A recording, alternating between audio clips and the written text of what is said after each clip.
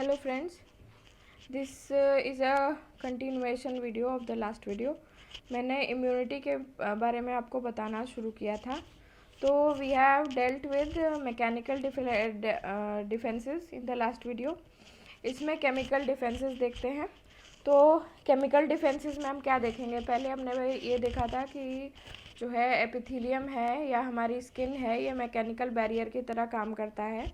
जो भी माइक्रोब्स हैं वो पहले स्किन को जो है स्किन को अटैक करते हैं, लेकिन स्किन में ऐसी कुछ चीज़ें होती हैं जिनकी वजह से वो स्किन को पेनिट्रेट नहीं कर पाते हैं। ठीक है, वो एक फिज़िकल बैरियर हमने पढ़ा था। अब हम केमिकल डिफेंसेस देख लेते हैं। तो पहले इसमें स्किन का ही है। स्किन का रोल क्या है? देखिए, स्किन की पीएच जो स्वेट है, स्किन में स्वेट ग्लैंड्स हैं।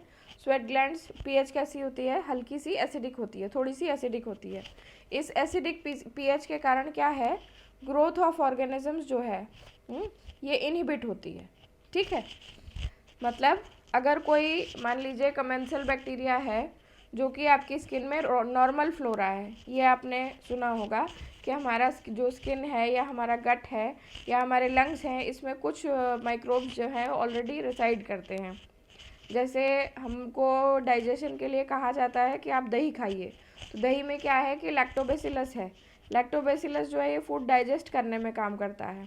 ठीक है, तो हल्की सी एसिडिक पीएच जो है वो ऑर्गेनिजम्स के ग्रोथ को रोकती है। मतलब जो कमेंसल्स हैं वो रह जाएंगे और जो हार्मफुल हैं हमारी बॉडी के लिए उनका ग्रोथ जो है वो इनहिबिट होगा। ठीक है, दूसरी चीज़ है कि सीबम। सीबम क्या है? सीबम सेक्रीशन होता है हमारे स्किन के ग्लैंड्स का। ठीक है, उसको हम सीबम कहते हैं। सीबेशियस ग्लैंड्स का सेक्रीशन जो है उसको सीबम कहा जाता है। इसके अंदर क्या है? बैक्टीरियासाइडल सब्सटेंसेस हैं। मतलब साइडल माने क्या हुआ? किलिंग। ठीक है, तो बैक्टीरियासाइडल मतलब कि बैक्टीरिया को किल करने वाले सब्सटेंसेस हैं, जिसके कारण क्या है? माइक्रोब्स मार दिए जाएंगे। थर्ड मैकेनिज्म है कि हमारे पास डिफेंस है कैसा? कॉम्प्लीमेंट प्रोटीन्स है। ठीक है, कॉम्प्लीमेंट प्रोटीन्स क्या है होते हैं जो कि क्या कहते हैं? कॉम्प्लीमेंट बेसिकली क्या है कि ये एडहियर करने की टेंडेंसी है। ठीक है, तो ये प्रोटीन्स, कॉम्प्लीमेंट प्रोटीन्स जो होते हैं, ये कब वो एक्टिवेट होते हैं? जबकि माइक्रो ऑर्गेनिजम्स हमारे अंदर एंटर कर जाता है। ठीक है, और ये क्या करेगा कि हमारे स्टमक में प्रेजेंट टॉक्सिन्स को ये डिस्ट्रॉय कर देगा। ठीक है, अब देखिए मैक्रोफाज, ये आपको मैं मतलब विद डायग्राम समझा देती हूँ। ये आपका है फेगोसाइटोसिस और ऑप्सोनाइजेशन का प्रोसेस। ठीक है, ऑप्सोनाइजेशन देखिए, ये आपके कॉम्प्लीमेंट प्रोटीन्स हैं, ये आपका सरफेस एंटीजन है, ये आपके मैक्रोफाजेज हैं। तो मैक्रोफाजेज क्या करते हैं? ये ग्राम नेगेटिव बैक्टीरिया को एनगल्फ कर देते हैं। ठीक है, और ये ऑप्सोनिन्स जो होते हैं, ऑप्सोनिन्स होते हैं, ये भी प्रोटीनेशियस स्ट्रक्चर्स होते हैं जिनके कारण ये प्रोसेस होता है। तो this is called opsonization.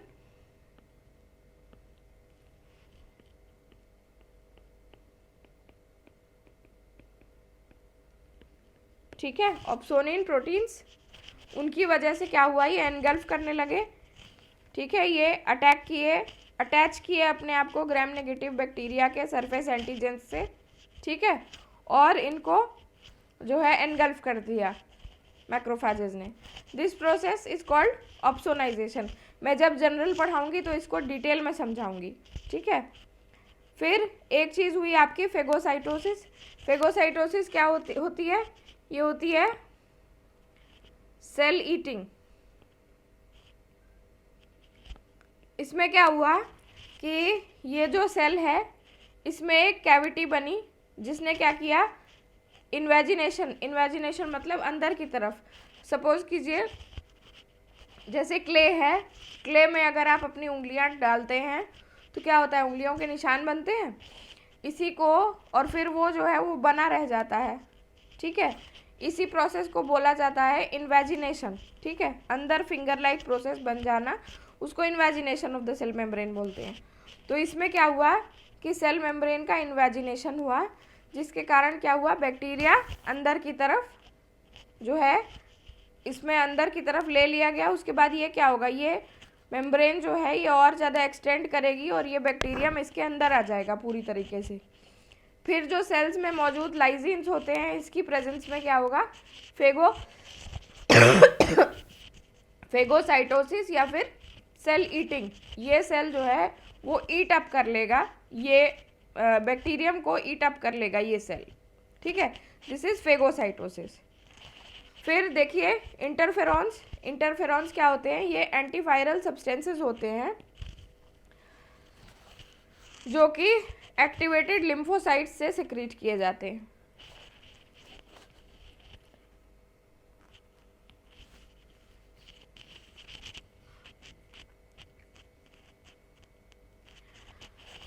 Then mechanism जो हमें देखना है वो है defence by natural killer cells.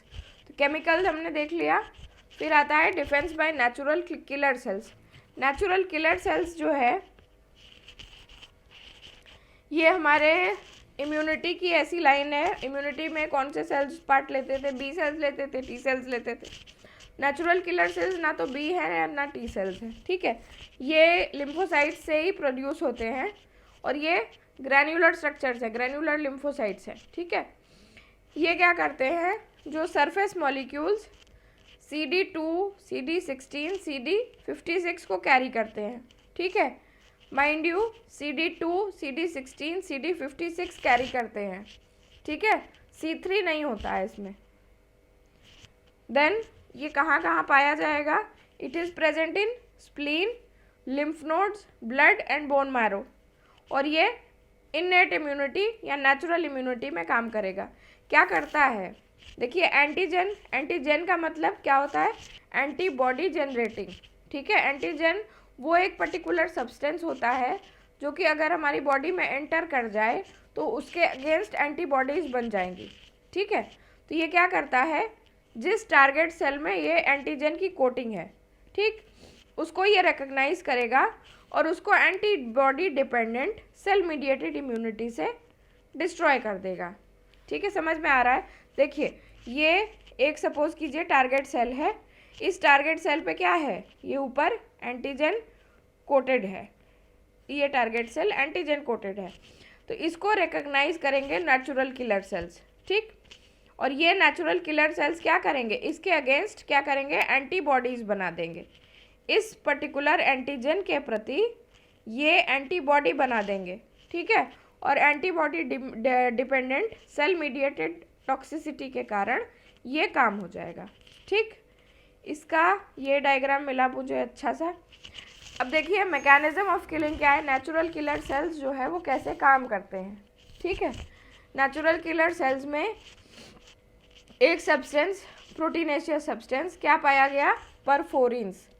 As the name suggest, perforins क्या करते होंगे, परफोरेशन करते होंगे, परफोरेशन मतलब छेद, ठीक।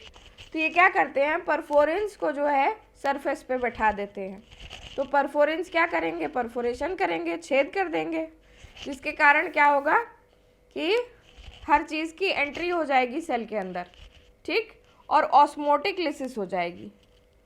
ऑस्मोसिस क्या होती थी,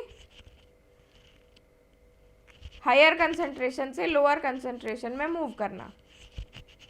तो जब ये चीज़ होगी तो क्या होगा, सेल बर्स्ट करेगा, ठीक, तो ऑस्मोटिक लिसिस होगी अगर परफोरेंस काम करेंगे, ठीक। देन क्या हुआ कि इंटरफेरॉन्स रिलीज किए इसने। इंटरफेरॉन्स क्या है, एंटीवायरल पार्टिकल्स होते थे, ठीक। तो ये एंटीवायरल पार्टिकल्स इंटरफेरॉन्स क्या करेंगे, फेगोसाइटोसिस को एक्टिवेट कर देंगे। फेगोसाइटोसिस आपने देखा क्या था, सेल ईटिंग। इसमें क्या है, इन्वेजिनेशन मेम्ब्रेन बन रही है और बैक्टीरियम इस इन्वेजिनेशन मेम्ब्रेन के अंदर आ जा रहा है, फिर ये इन्वेजिनेशन मेम्ब्रेन क्लोज हो जा रही है और बैक्टीरिया अंदर ट्रैप हो जा रहा है, ठीक है। तो इस तरीके से माइक्रोब्स जो है वो एनगल्फ कर लिए जाते हैं सेल के थ्रू। देन FC रिसेप्टर्स होते हैं, तो FC रिसेप्टर क्या है, ये कॉम्प्लीमेंट रिसेप्टर्स हैं। इनके कारण क्या होता है, एंटीबॉडी कोटेड वायरसेस जो है वो मर जाते हैं, ठीक है।